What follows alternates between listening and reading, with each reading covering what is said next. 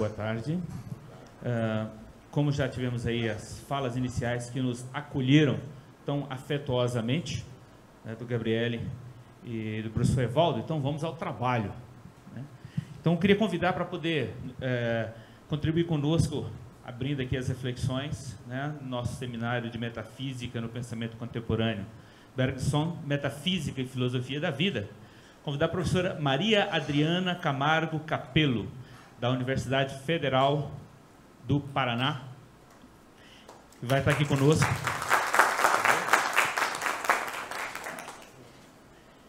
Vai estar aqui conosco, então, nos apresentando aí essa exposição Consciência Espontânea e Consciência Reflexiva em Bergson. Então, com vocês, professora Maria Adriana.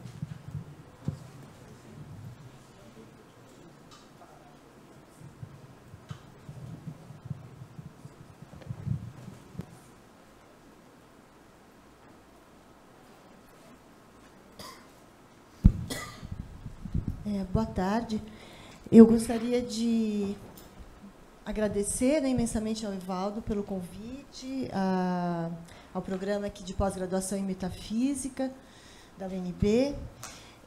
Dizer que eu estou, ao mesmo tempo, um pouco constrangida, mas contente, porque eu imaginava que ia ser uma coisa assim bem menor, um seminário sobre um grupo de colegas estudiosos de Bergson.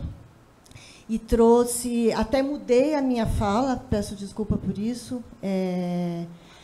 Eu trouxe uma reflexão sobre o Bergson, sobre o Descartes, porque esse texto que eu anunciei para o Evaldo inicialmente, Consciência Espontânea e Consciência Reflexiva em Bergson, era um texto que já estava pronto há algum tempo. E, quando eu voltei a ele, eu já não estava mais contente com ele e decidi trazer alguma coisa que eu estava trabalhando no momento. Como eu achei que a gente ia fazer uma coisa assim mais caseira, eu falei, bom, acho que é a hora de eu apresentar isso para os meus colegas, ver o que é que eles acham. De qualquer forma, agora, né, o texto é outro, causa esse pequeno constrangimento aqui de mudança para um público maior. Mas, de qualquer forma, eu fico contente que esse evento esteja fazendo parte de uma coisa maior, que é essa do primeiro seminário aí de Metafísica e Pensamento Contemporâneo, que, como o professor falou, envolve outras áreas, né, e outros professores. Então, eu espero que essas reflexões que eu trouxe para vocês sirvam, né, tanto para os estudiosos de Bergson, quanto para o público, né, em geral que está aqui. Na verdade, então, para eu apresentar o meu texto, eu gostaria de falar um pouquinho sobre o que eu estou trabalhando e aí contextualizar, né, as reflexões que eu trouxe aqui. O meu trabalho em Bergson está centrado na questão da liberdade e entre a questão da liberdade que me levou a voltar no tempo, né, e pensar esse problema da liberdade assim como ele aparecia, não na contemporaneidade, mas na Idade Moderna, tanto nos racionalistas quanto nos empiristas, ou como determinação pura, né, como inexistência de liberdade, ou o pensamento da própria liberdade como livre-arbítrio, escolha, ou como espontaneidade, né? A liberdade entendida como um ato que se decorresse, né, da própria natureza mesmo do sujeito livre, né? A gente sabe que no Bergson, o Bergson faz uma discussão ali no ensaio bastante pormenorizada com os determinismos e também se distancia de uma visão de liberdade calcada no livre-arbítrio, né, na possibilidade direta de escolha entre opções que se apresentem ao agente.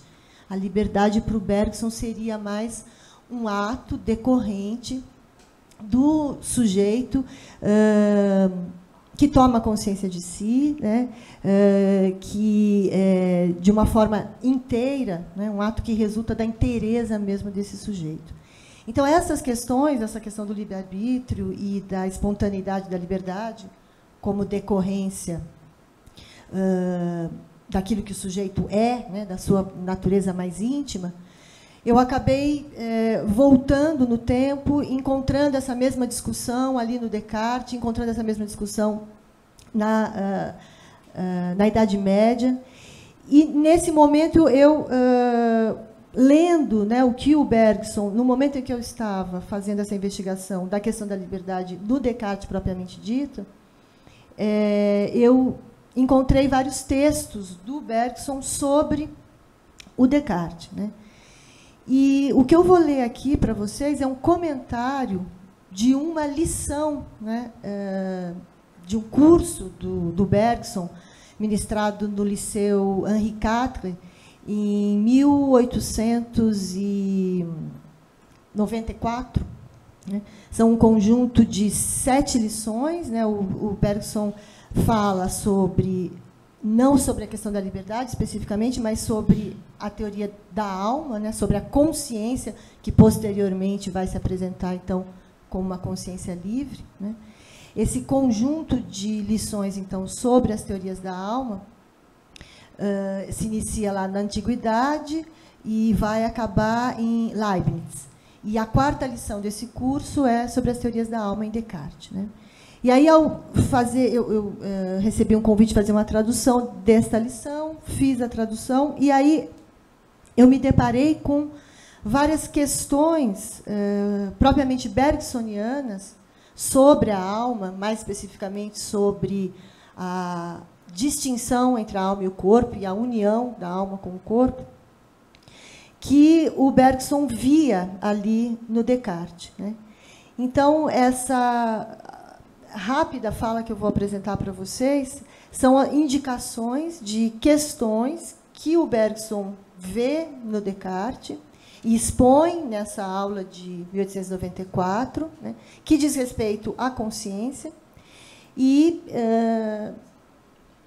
questões às quais eu cheguei justamente quando eu estava, então, investigando que consciência livre é essa colocada pelo Bergson. Né? Então, o texto, As Teorias da Alma em Descartes, a lição As Teorias da Alma em Descartes, se encontra, né, no livro de cursos do Bergson, Lições de História da Filosofia Moderna, Teorias da Alma,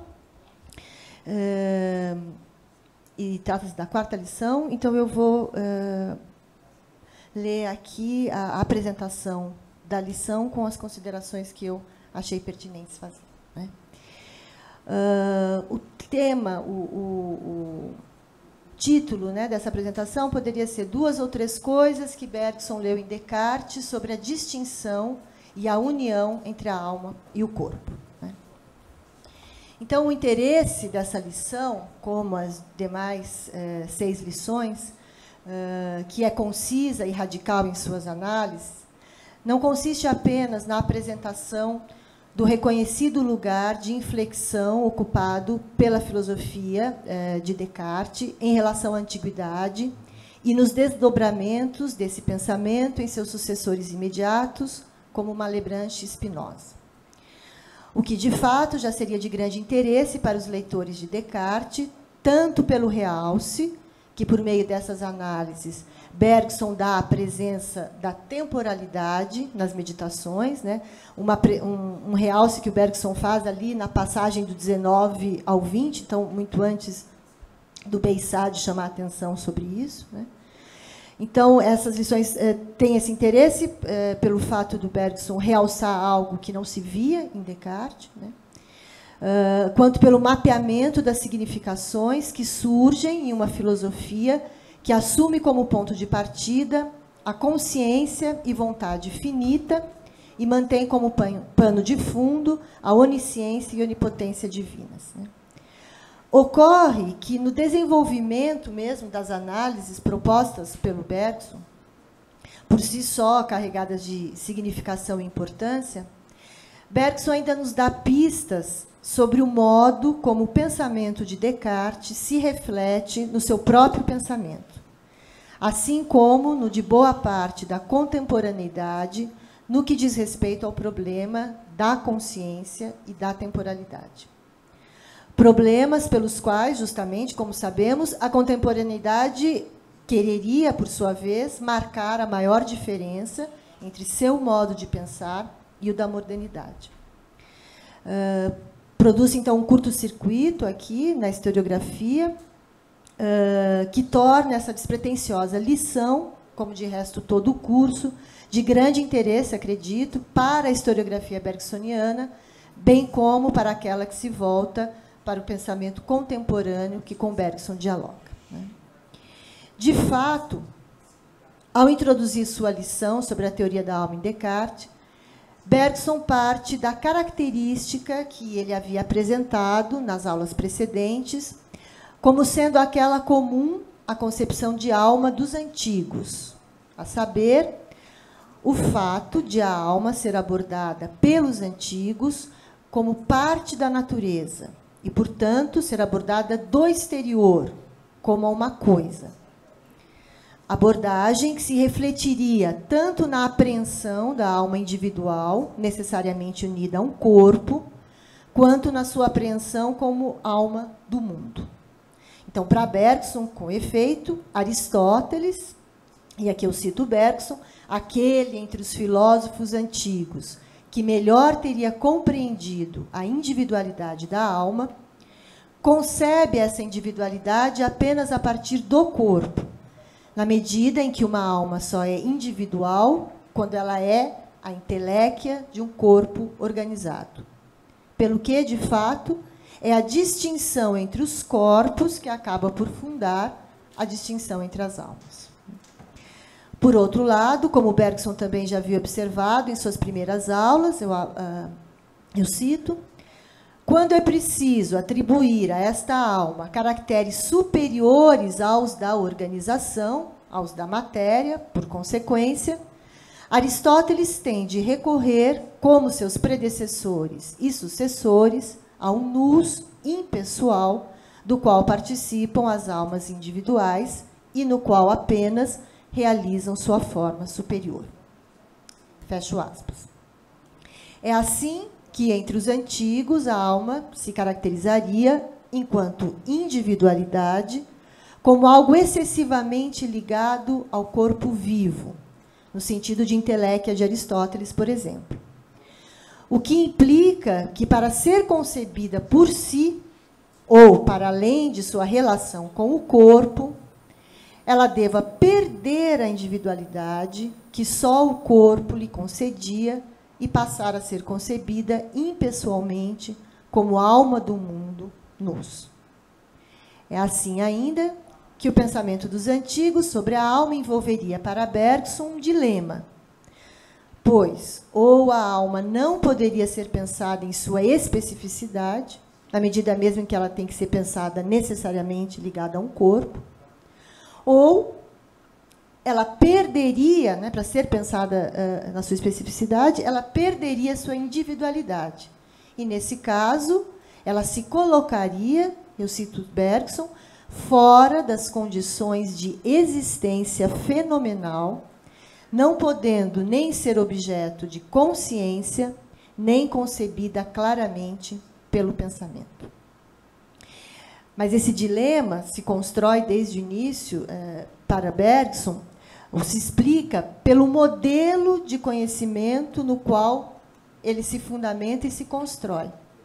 A saber, o conhecimento a partir da exterioridade, marcado por uma atenção ao que é comum, ao impessoal, ao que pode ser expresso pela linguagem e que teria sido transposto pelos antigos da esfera do conhecimento da natureza para do conhecimento do espírito. Método abstrato e exterior de conhecimento, cuja crítica, como sabemos, constituirá um dos pilares da proposição, por Bergson, de seu próprio método, ao desnudar as condições que deram origem a este hábito de pensar a identidade e, consequentemente, rejeitar o devir. Com efeito, em Evolução Criadora, quase 10 anos após essas lições, ao fazer a gênese da inteligência humana no âmbito da vida, Bergson defenderá, de modo bastante exaustivo, a relação direta que ele entende existir entre a capacidade prática do homem produzir instrumentos para otimizar a sua atuação sobre o mundo material, no sentido de garantir a sua sobrevivência, né? Então, a relação entre essa capacidade prática do homem produzir instrumentos, a linguagem e o modo de pensamento próprio à ciência, que, no entanto, e inadvertidamente, dominaria a filosofia desde a Antiguidade Clássica. De fato, é nos termos da distinção do trabalho de organização da matéria que, em Evolução Criadora, Bergson nos apresenta sua primeira fórmula definidora da inteligência, né, dessa inteligência que estaria funcionando no pensamento antigo e produzindo este conhecimento exterior, no caso, o conhecimento da alma, né? Então, em Evolução Criadora, Bergson nos apresenta a seguinte definição de inteligência.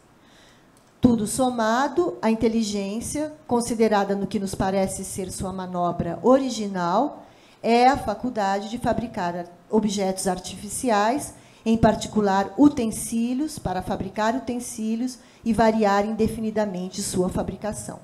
Pelo que, de resto, ele afirmará, se pudéssemos nos despojar de nosso orgulho, se, para definir nossa espécie, nos ativéssemos estritamente aquilo que a história e a pré-história nos apresentam como a característica constante do homem e da inteligência, talvez não disséssemos Homo sapiens, mas Homo faber.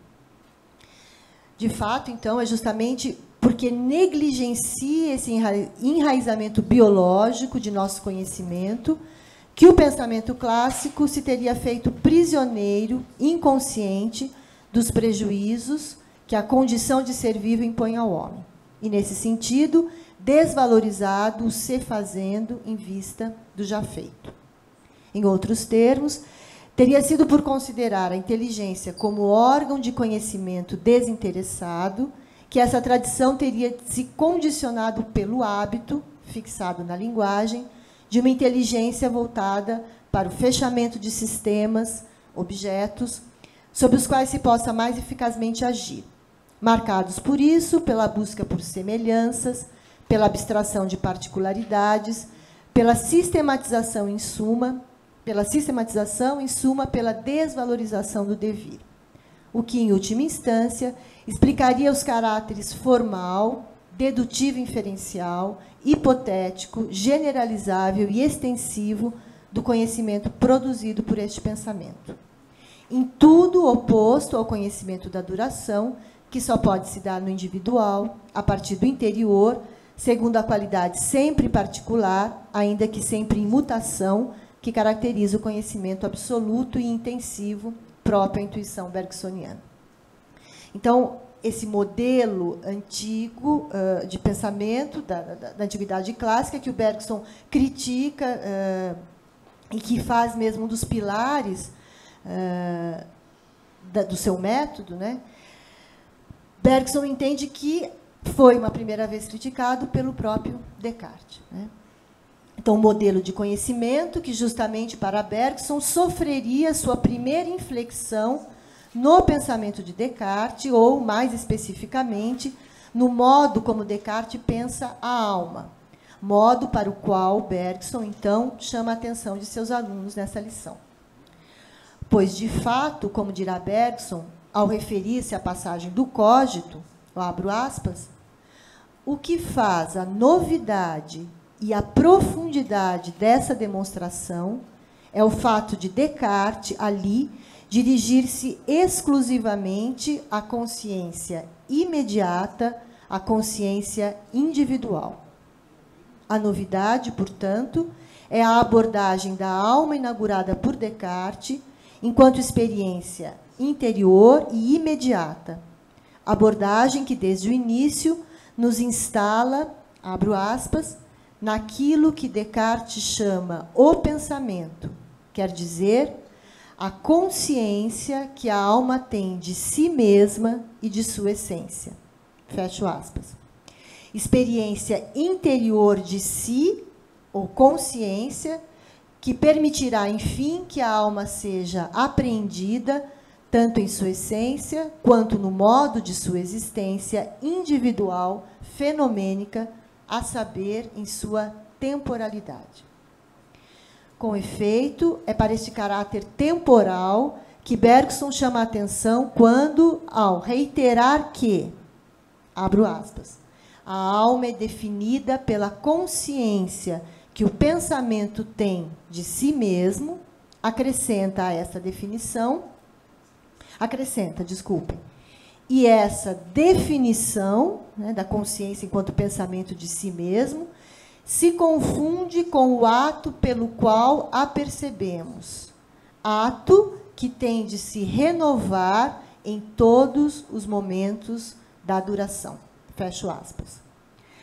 Quando chama a atenção, portanto, para o fato de que este novo tipo de conhecimento, então proposto por Descartes, na medida em que ele coincide com um ato, e que, assim sendo, é necessariamente imediato e individual, é também necessariamente temporal, constituindo-se em sua constante renovação.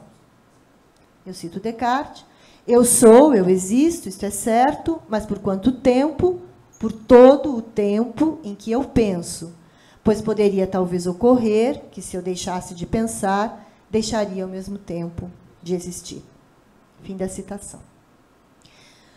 Um tipo de conhecimento que, enfim, ao coincidir com o ato mesmo pelo qual uma existência se dá em experiência a si mesma, ao mesmo tempo em que exclui um dos aspectos fenomênicos dessa existência, a saber, o corpóreo, e nesse sentido extensional e espacial, afirma o outro, seu aspecto temporal.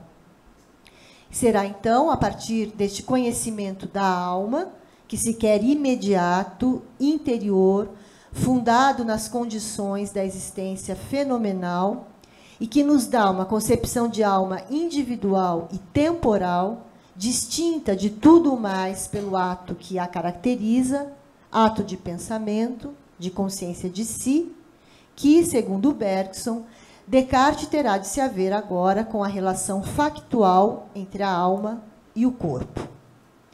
Relação factual e, nesse sentido, intransponível, dada justamente naquilo que se misturaria a esse pensamento e que, por suas próprias características, a passividade e a extensão demandariam uma outra natureza. É, portanto, a passividade implicada na sensação, bem como a consciência da extensão, dada pela consciência do deslocamento no espaço, que darão à alma, ao pensamento, né, enquanto consciência de si, a verdade inexorável de sua união com algo distinto dela mesma, com o corpo. União intransponível, inexorável e, no entanto, incompreensível, se, com efeito, considerarmos a redução de todas as propriedades essenciais do corpo à ideia de extensão, que, a partir da segunda meditação, passa a aparecer, então, como a essência mesma do corpóreo. Extensão em tudo oposta ao pensamento, essência da alma.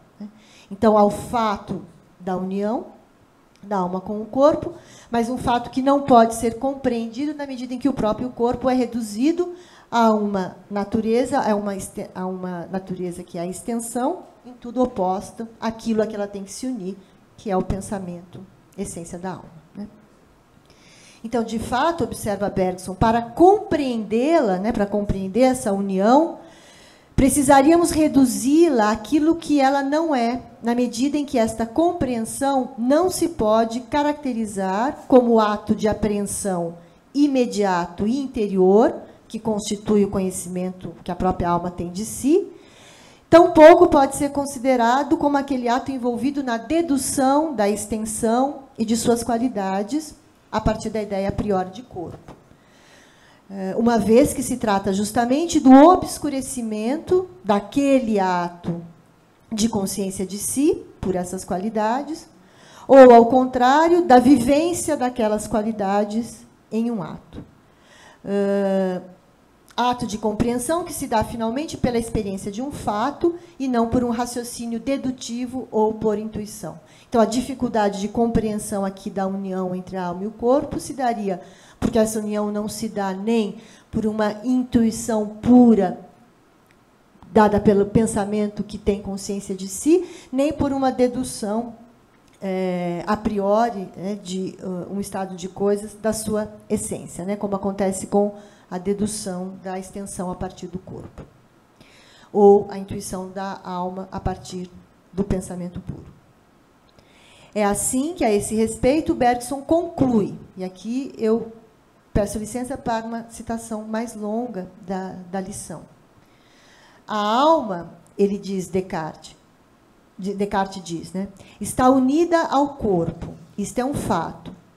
Entre os animais, tudo se explica pelas propriedades da extensão, mas nos homens encontramos o pensamento e, além do pensamento puro, operações que exigem uma ação recíproca entre o pensamento e o extenso. Essas sensações são, de um lado, a sensibilidade e, de outro, o movimento voluntário. Sendo assim, há entre os homens uma união entre alma e corpo. Mas em que ela consiste? Justamente o que não podemos saber, e mesmo segundo Descartes, não devemos investigar, pois querer explicar a ação recíproca de uma substância sobre outra seria acreditar que esta ação é comparável ou redutível a qualquer outra ação conhecida. Ora, ela é única em seu gênero. Em outros termos, essa união deve ser vivida mais do que pensada. Não há ideia, conceito ao qual possamos remetê-la. Tem mais 5 minutos? É assim que Bergson acaba por concluir 2 pontos essenciais da teoria cartesiana sobre a alma. De um lado, uma concepção da alma que identifica a essência do espírito ao ato fundamental da consciência, e, de outro lado, a ideia de uma influência sui generis, sem analogia, do espírito sobre a matéria. Por ela se encontra afirmada a individualidade, uma vez que a alma é pensamento, uma vez que a alma é a consciência no que ela tem de mais puro em relação a todo elemento estranho. Por ela também é colocado o problema da ação da alma sobre o corpo e do corpo sobre a alma, mais colocado do que resolvido. É assim ainda que tais questões cartesianas parecem, então, se fazerem questões bergsonianas, a começar pela caracterização da consciência a partir de um conhecimento interior e existencial, até a questão da distinção entre este conhecimento e aquele próprio, a união entre essa consciência de si e a consciência corpórea, tudo isto sob o signo de uma intuição da temporalidade, segundo Bergson, presente em Descartes, ainda que não suficientemente desenvolvida ou por ele assumida. Há alguns trechos de um outro curso do Descartes, sobre a noção de tempo, dado então em 1902 e 1903, nos quais o Bergson enfatiza, mais fortemente essa temporalidade presente na compreensão da alma em Descartes. Eu gostaria de ler, eu posso extrapolar 5 minutinhos? Para ficar mais claro para vocês, justificar um pouco aqui o meu ponto. Então, num desses trechos, o Bergson diz o seguinte sobre o Descartes. Quando ele está justamente fazendo essa oposição entre o conhecimento da alma em Descartes e nos antigos, ele diz, o que Descartes coloca em seu lugar? Descartes coloca o se fazendo. Ele vai substituir como sendo o fundo mesmo da verdade uma ação, um ato. Penso, logo existo. Eis a verdade fundamental. Eis o ponto de partida de toda a filosofia. Penso quer dizer, tenho consciência de pensar, e isto não de um modo transcendente no eterno. Não seria mais consciência. Não, no tempo. A consciência é algo temporal. é no tempo e na duração que tomo consciência ao mesmo tempo de meu pensamento e de minha existência, enquanto ela coincide com meu pensamento. Eis o ponto de partida. E mais adiante, os antigos não disseram penso, logo existo. Eles teriam dito, há o ser e o ser é pensamento. Enquanto sou pensamento, participo do ser. Mas a ideia de tomar como ponto de partida da filosofia, de procurar a raiz do ser em um ato e em um outro sentido na duração, esta ideia é essencialmente cartesiana. E ela se distingue de tudo o que a filosofia antiga havia dito sobre o pensamento. Fechado, então, né, esse parente com essas citações, eu teria mais alguma coisa em evolução criadora, mas eu vou passar, porque eu devo concluir. Fechado, então, esse parente, voltemos à relação entre Descartes e Bergson. Com efeito, a concepção de alma proposta por Bergson no ensaio sobre os dados imediatos da consciência guarda as mesmas características da individualidade e temporalidade que ele vê na alma, assim como ela é compreendida por Descartes. E isto pelas mesmas razões que ele imputa a Descartes, a saber, pela necessidade de abordar a alma por ela mesma, e assim como se aborda uma existência, por uma experiência interior e imediata, que ele virá a chamar de intuição. E experiência interior que, justamente por não significar nada mais do que este colocar-se na coisa mesma e não abordá-la por aquilo que ela não é, na medida em que a coisa mesma é um ato, na medida em que a coisa mesma é um ato, só é experiência de substância porque é a experiência de continuidade desse ato no tempo. Assim, menos do que a concepção de substância, da substância pensante como uma coisa, algo indevidamente objetivado, realidade absolutamente determinada, substância aqui é ato de percepção de si em sua continuidade.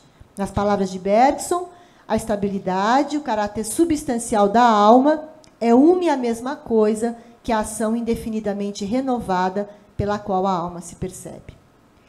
Substancialidade da alma, assim compreendida por Descartes, que então abre para Bergson novos desafios, entre eles 2 diretamente sugeridos nessas lições.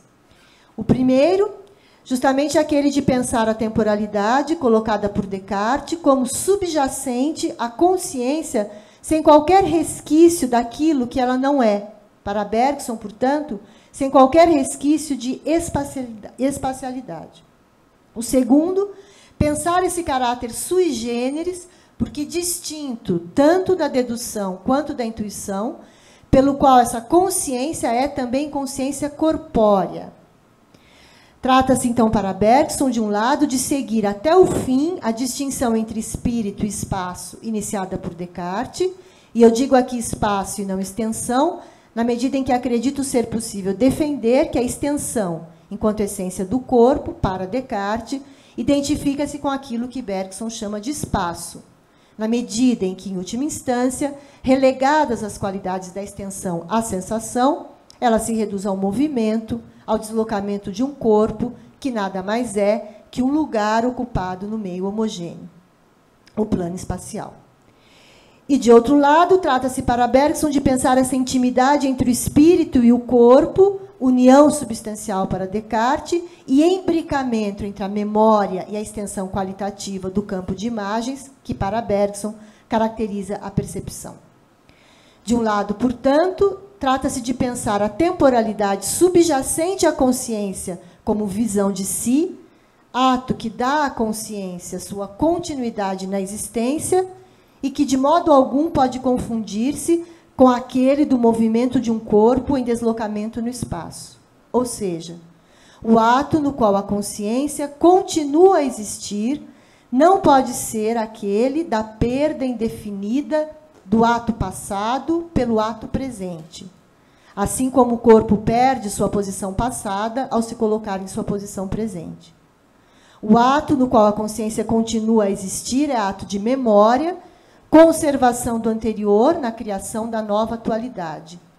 É o ato de duração, propriamente dito, nas conhecidas palavras de Bergson, a forma que toma a sucessão de nossos estados de consciência, quando nosso eu se deixa viver, quando se abstém de estabelecer uma separação entre o estado presente e os estados anteriores.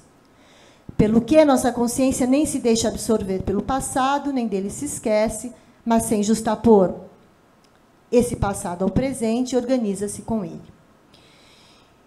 Trata-se, então, de um lado, para o Bergson, de pensar essa temporalidade sem nenhum resquício de espacialidade, e, de outro lado, de pensar como essa temporalidade, subjacente à consciência de si, é também temporalidade de um corpo, e, consequentemente, de todo um campo de consciência corpórea nele implicado.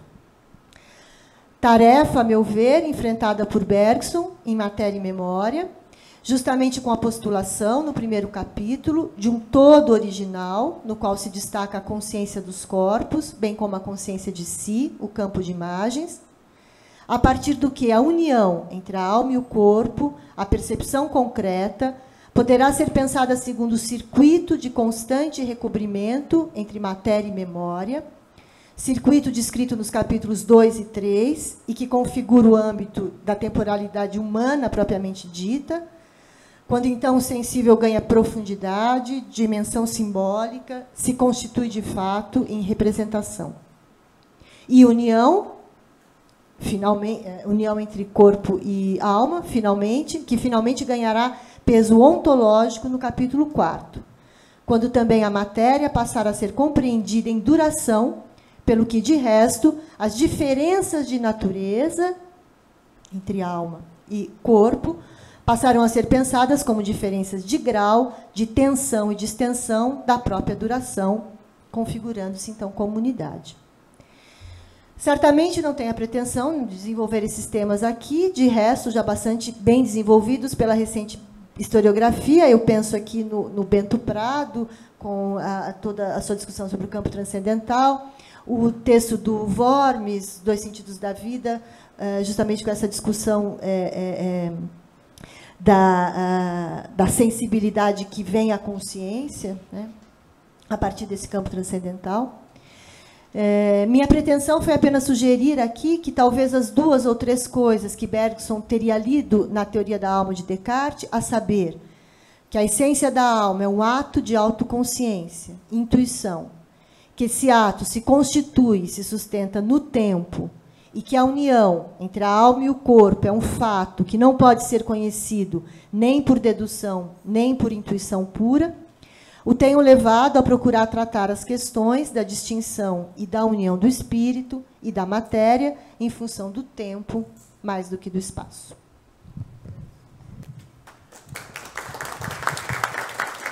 Obrigado, professora Maria Adriana. Pode aguardar um instante. Vamos verificar o seguinte. Nós ouvimos falar muito do tempo, até convite ao Descartes para o diálogo do tempo com Bergson, e nós temos problemas de tempo.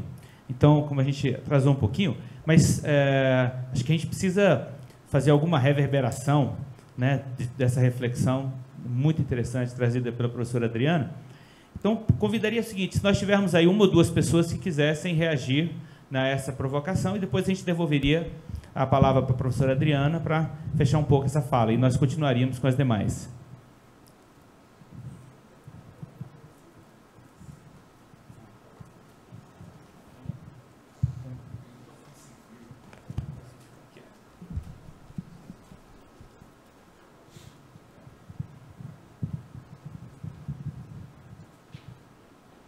Se for Bergson e Descartes, você não pode não, que a sua é amanhã. Bom, primeiro eu quero agradecer a Adriana pela fala. Eu queria aproveitar a tua fala para falar algo tanto, para te perguntar algo tanto incidental quanto a ela. Em primeiro lugar, fico muito satisfeito que você tenha traduzido essa lição do Bergson sobre Descartes. Quem sabe agora a gente pode utilizar eventualmente com os alunos também. Até então o material estava disponível em francês. Nessa lição há vários pontos interessantes. Um deles, se eu bem me lembro ainda da minha primeira leitura, Bergson dizia que a metafísica antiga se caracteriza por uma tentativa de ultrapassar o tempo e o espaço, enquanto a metafísica moderna com Descartes se caracteriza por uma tentativa de ultrapassar somente o espaço, ficando especificamente no tempo. E, nesse sentido, o Bergson queria dar um passo adiante, que a metafísica não ultrapassaria sequer o tempo, e isso vai dá todo um mote para uma reflexão que ele quer fazer depois. Mas a minha questão é a seguinte, é que me parece que há certa ambiguidade, bastante ambiguidade, na maneira que o Bergson trata autores como Descartes nas obras efetivamente publicadas e nas obras que nós dizemos assim que ele não reconheceria como obras, como seriam o caso das lições ou aqueles escritos filosóficos gerais que ele não chegou a reunir. Eu quero dizer com isso porque há uma seção da Sociedade Francesa de Filosofia, se não me engano, 1901, 1902, que houve uma discussão sobre matéria e memória, isso ficou registrado, e o Bergson diz, em certo momento, que é como se a filosofia dele, o intuito filosófico daquele momento, seria uma retomada do pensamento cartesiano, mesmo que deixando de lado muitos elementos cartesianos, mas tentando levar adiante o espírito cartesiano de fazer filosofia. Mas logo depois, praticamente logo depois,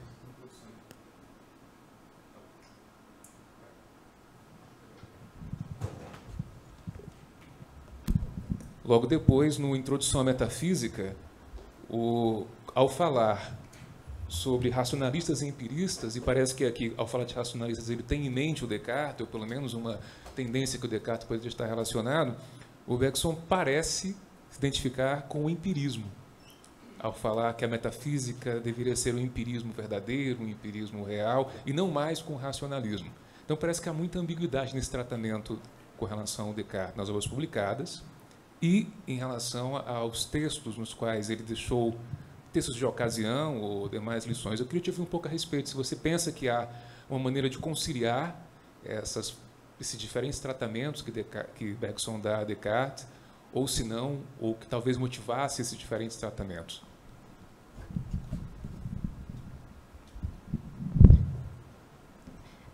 Obrigada, Evaldo, pela questão. Justamente, eu pulei aqui uma passagem, porque a relação entre o Bergson e o Descartes, que eu comecei a fazer, partiu justamente daquele trecho do 4º capítulo de Evolução Criadora, portanto, um texto publicado e assumido, né, pelo Bergson, no qual o Bergson vai além dessa lição, né, e diz que o Descartes, alguma coisa que eu acho bem interessante, o Descartes oscilaria entre o seu mecanicismo e a sua intuição da duração. E ali, no trecho da Evolução Criadora, ele, não sei se eu acho aqui, ele vai dizer com todas as letras, né? O Descartes teria tido uma intuição da verdadeira duração, criadora, etc., etc., etc., mas não teria ido até o fim, porque ele oscilaria entre essa intuição e o fascínio, né, que o mecanicismo lhe traria pela fundamentação das ciências, etc., né? Eu sempre entendi, eu sempre me intriguei com essa passagem, porque eu não conseguia ver efetivamente o Descartes como tendo a intuição da duração, né? Justamente porque, quando ele fala da temporalidade nas meditações, ele se refere à necessidade de um Deus que vá sustentando cada um dos instantes dessa temporalidade, que seriam, portanto, distintos, né, uns dos outros, não tendo a característica essencial da temporalidade bergsoniana, que é a continuidade, né, e a produção de... Bom, mas estava ali, né, o Bergson estava dizendo que o Descartes tinha intuído a liberdade e que a liberdade só poderia ter sido intuída por conta dessa intuição da duração, né. E aí, depois, então, descobrindo esses outros textos,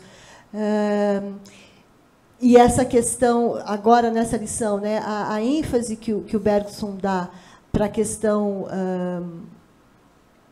desse ato, dessa substancialidade da consciência como ato que tem que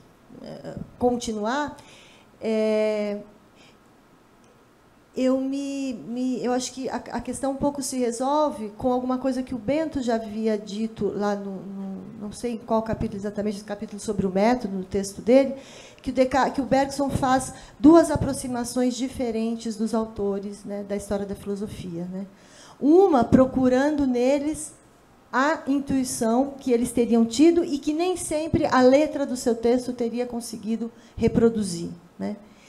Então, pensando um pouco nisso, então, em determinado momento, o Bergson aborda os autores da história da filosofia, evidenciando o prejuízo que a letra do texto causa à intuição, né? Então, eles estão, desde a antiguidade, muito presos a esse discurso que está fundado na prática, né? E, portanto, discurso espacializante, etc. E isso prejudicaria a própria exposição da intuição que, no entanto, eles teriam tido, né? Então, pensando um pouco nisso, a questão do Descartes parece que e lendo os outros textos nos quais ele continua enfatizando que o Descartes teria tido essa intuição da duração, e percebendo que essa intuição justamente marca uma diferença entre o pensamento do Descartes e da antiguidade,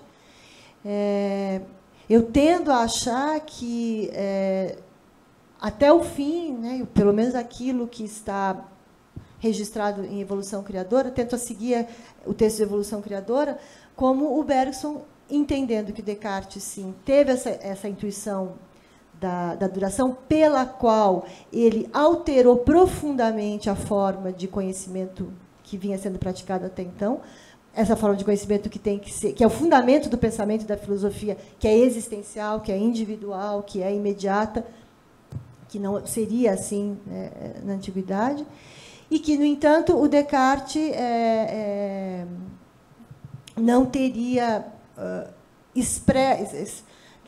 tanto expressado, quanto assumido, e quanto tirado todas as consequências dessa intuição da liberdade, porque ele estava travado, né, no próprio discurso, no seu próprio discurso, que era espacializante.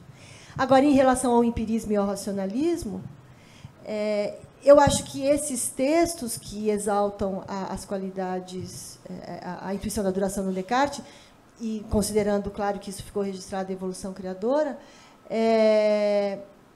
dão conta de um empirismo também, né? Fazem do Descartes um empirista no sentido em que o conhecimento ali, o empirista no sentido em que o conhecimento não é produzido por uma dedução, né? É produzido por uma experiência. E uma experiência a mais íntima, a mais imediata, aquela mesmo que talvez os empiristas não teriam chegado, porque eles ainda estavam espacializando a própria experiência.